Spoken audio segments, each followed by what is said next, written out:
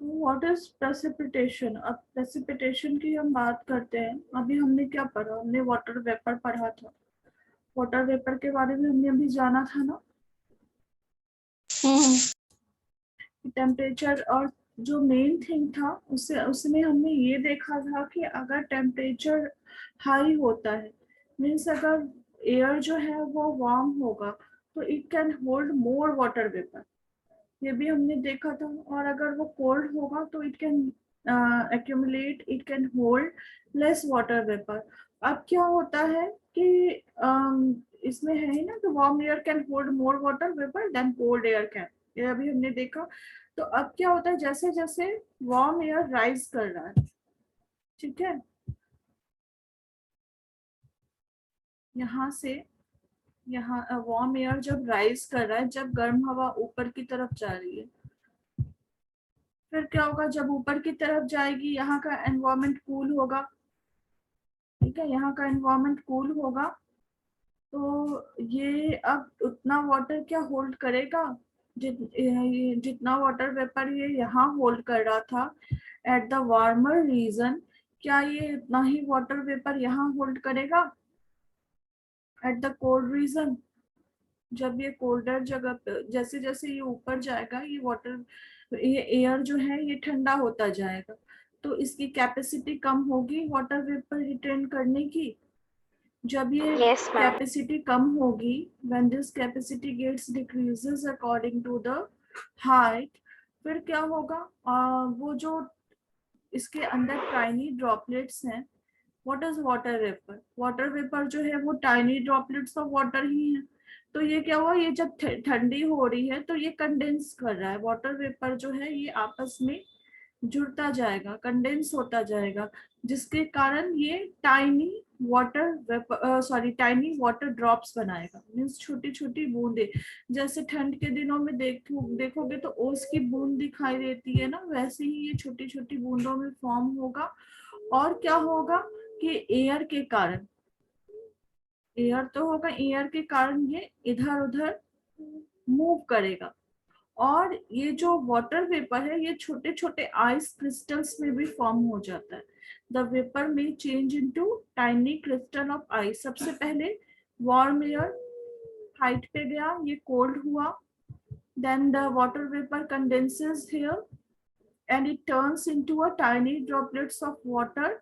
और यहाँ पे अगर टेम्परेचर बहुत ज्यादा कम हुआ, means if temperature is very much low, then it turns into the small tiny crystal of ice. छोटे छोटे आइस क्रिस्टल में ये टर्न हो जाता है। फिर क्या होगा, फिर ये जो टाइनी क्रिस्टल्स हैं, जो टाइनी ड्रॉपलेट्स हैं, ये हवा के कारण इधर उधर फ्लोट करेंगे, ये इधर उधर फ्लोट करेंगे। मान लो ये एयर, कुछ एयर यहाँ है, कुछ एयर यहाँ है, ठीक है। यहाँ पे जो ये टाइनी ड्रॉपलेट या टाइनी आइसी क्रिस्टल जो है वो फॉर्म हो रहा है, यहाँ भी फॉर्म हो रहा है। फिर क्या हुआ कि ड्यू टू द एयर ये फ्लोट करेगा, ये यहाँ आया, ये फ्लोट करना शुरू हो गया। कुछ ड्रॉपलेट्स यहाँ यहाँ से आ रहा है, कुछ ड्रॉपलेट्स यहाँ से आए, कुछ ड्रॉपलेट्स यहाँ से आए, कुछ ड्रॉपलेट्स यहाँ से आए, कुछ यहाँ से आए, ठीक है। वो चारों तरफ से आकर जो ड्रॉपलेट्स हैं ये यहाँ पे एक्यूमुलेट हो रहे हैं, ठीक है, ये एक्यूमुलेट हो रहे हैं और ये फिर फ्लोट कर रहे हैं। तो इसे हम क्या करेंगे, this is known as cloud, ठीक है। Visible masses of floating water droplets और ice crystals are called clouds. फिर क्या होगा, the moving droplets of crystal bump into each other. अब जो ये मूविंग क्रिस्टल हैं एक जगह एक्यूमुलेट हुए ना, अब ये यहाँ पे एक दूसरे के साथ टकरा रहे हैं, ठीक है, ये एक दूसरे के साथ टकरा रहे हैं, बम्प कर रहे हैं और स्टिक हो जा रहे हैं। जो टाइनी टाइनी क्रिस्टल हैं, अगर तुम दो आइस के जो दो आइस क्यूब को एक साथ रख दोगी तो कुछ दिन बोल रहे, कुछ देर के बाद देखोगे कि वो एक दूसरे में स्टिक हो जाते हैं, they get stick to each other. वो तो सेम यही होता है, जब जैसे ही वो टाइनी ड्रॉपलेट्स हुए या टाइनी आइस क्रिस्टल है, ये दोनों एक दूसरे के साथ बम्प कर रहे हैं, एक दूसरे के साथ टकरा रहे हैं, तो ये स्टिक कर जा रहे हैं, स्टिक हो जा रहे हैं एक दूसरे के साथ, and after sticking it form a larger droplet और लार्जर क्रिस्टल। फिर क्या है, फिर धीरे धीरे धीरे धीरे इनका साइज जो है वो बढ़ता जा रहा है, बढ़ता जा रहा है। फिर क्या हुआ, धीरे धीरे वो इतना बढ़ जाएगा कि वो फ्लोट नहीं कर पाएगा, मीन्स वो आसमान में इधर से उधर नहीं जाता है।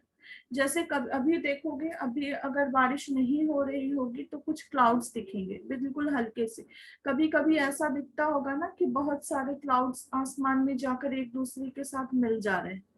देखोगे एक क्लाउड कहीं और, जब ध्यान से देखोगे शाम में कभी भी जाना छत पे तो देखना कि छोटे छोटे क्लाउड्स आते हैं, वो एक जगह आके एक्यूमुलेट हो जाते हैं, एक जगह आके मिल जाते हैं।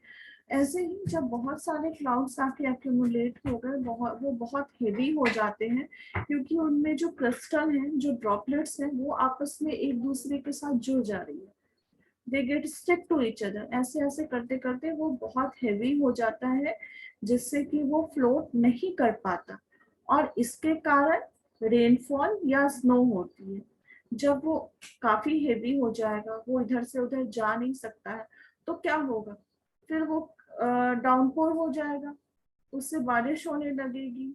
इट गेट बर्स्ट, कभी कभी सुनते हो ना बादल फट गया, बादल फट गया मीन्स वहां इतने ज्यादा वाटर ड्रॉपलेट्स या क्रिस्टल इकट्ठे हो गए, और ऐसे ही बहुत सारे इकट्ठे होते गए होते गए होते, उसके बाद वहां इतनी, बादल फटने का मतलब ये नहीं होता है, क्लाउड बर्स्ट का मतलब ये नहीं हुआ कि क्लाउड दो टुकड़ों में बट गया, no, it means there is a heavy rainfall, मतलब बहुत ज्यादा बारिश हो रही है, एक बार में बहुत ज्यादा बूंदें गिर रही हैं, this is known as cloud burst. फिर क्या होता है कि वो धीरे धीरे एज अ रेन और स्नो वो फॉल करने लगते हैं। The falling of condensed water vapour is called precipitation, इसी को हम प्रेसिपिटेशन कहते हैं, इसी को हम बूंदों का गिरना, बारिश का होना, मतलब वाटर वेपर जो कि कंडेंस होके जो नीचे फॉल हो रहा है, डाउनपोर हो रहा है उसका, that is known as precipitation. अब मेजरिंग प्रेसिपिटेशन, हम प्रेसिपिटेशन को कैसे मेजर करेंगे, तो मेजर करने के लिए सबसे जो टूल यूज होता है वो रेन गेज होता है। The tool which is use to measure precipitation is a rain gauge. और वो वर्क कैसे करता है ये हम देखते हैं। इसके लिए हम क्या करते हैं, रेन गेज क्या होता है, एक सिलेंडर होती है, ठीक है, एक सिलेंडर हुआ, उसमें ऊपर की तरफ एक फेनल अटैच्ड होता है, फेनल एक अटैच्ड होता है, और इसे ऐसी जगह हम रखते हैं जहाँ कोई पेड़ पौधा ना हो, जहाँ कोई छत ना हो, ठीक है, ताकि ज्यादा मतलब जो आसमान से डायरेक्ट बारिश आ रही है, जो स्काई से डायरेक्ट डाउनपोर हो रहा है, वो सीधे इसमें जाए, किसी चीज के थ्रू नहीं। लाइक यहाँ की अगर कोई पेड़ होगा तो ये पेड़ से तो फिर यहाँ एक्यूमुलेट होकर यहाँ बारिश कम आएगी या ज्यादा आएगी, और यहाँ पे अगर छत होगा तो सारा पानी आके यही टपकेगा। तो ऐसा नहीं, हमें इसे खुले आसमान में रखना है, हमें इसे ऐसी जगह रखना है कि जहाँ कोई हर्डल ना होता हो। तो क्या होगा कि फिर वो जब बारिश होगी तो इसमें एक्यूमुलेट होकर जो रेन ड्रॉप्स होंगी वो इसमें एक्यूमुलेट होती जाएंगी, उसके बाद इस बीकर में स्टोर होंगी। फिर इस बीकर से जो भी वाटर स्टोर हो रहा है इसमें, इसको हम मेजरिंग जार में डालेंगे, और वो मिलीमीटर में रिकॉर्ड होता है, ठीक है, rainfall is always record in millimetre, और देन जो एनुअल रेनफॉल होता है उसे हम सेंटीमीटर में रिकॉर्ड करते हैं, ठीक है, एनुअल रेनफॉल सेंटीमीटर में मेजर होता है और पर डे रेनफॉल मिलीमीटर में मेजर होता है। तो ये जो मेजरिंग जार है, this is the measuring jar, इसमें हम जो इकट्ठी हुई है बारिश की बूंदे, जो पानी बारिश के थ्रू इकट्ठा हुआ है, ये हम इस मेजरिंग बेकर में डालेंगे, and then we will calculate the water that how much rain has happened, कितनी बारिश हुई है, ये फिर हमें पता चलेगा। और एनुअल रेनफॉल कैसे हम मेजर करेंगे, एनुअल रेनफॉल हम मेजर करेंगे कि हम रोज के रेनफॉल को, जो भी बारिश पूरे साल हुई है, इसको जो भी हमने रिकॉर्ड किया है, जैसे आज मान लो 50 mm बारिश हुई है, ठीक है। अब कितनी बारिश हुई है इसका मतलब क्या होता है, इसका मतलब ये होता है कि अगर हम मेजर करें इतनी बारिश हुई है कि अर्थ सरफेस पे, जो हमारा अर्थ का सरफेस है, इस पे 50 मिलीमीटर हाइट के बारिश की जो है पानी वो जम जाएगा, इतनी बारिश हुई है। इसका मतलब ये होता है कि अर्थ सरफेस से वाटर लेवल इतना होगा, 50 मिलीमीटर होगा बारिश होने के बाद। जनरली वो दिखता नहीं है, अगर हम रोड वगैरह पे मेजर करेंगे तो कहीं हमें बहुत पानी दिखता है और कहीं पानी ही नहीं होता। और मुजफ्फरपुर में तो ऐसे भी हर जगह पानी भर जाती है ना। तो वैसे हम मेजर नहीं कर सकते हैं स्टिक लेकर या फिर मेजरिंग टूल्स लेकर, हम वो ये जो रेन गेज होता है हम बारिश इसी के थ्रू मेजर करते हैं।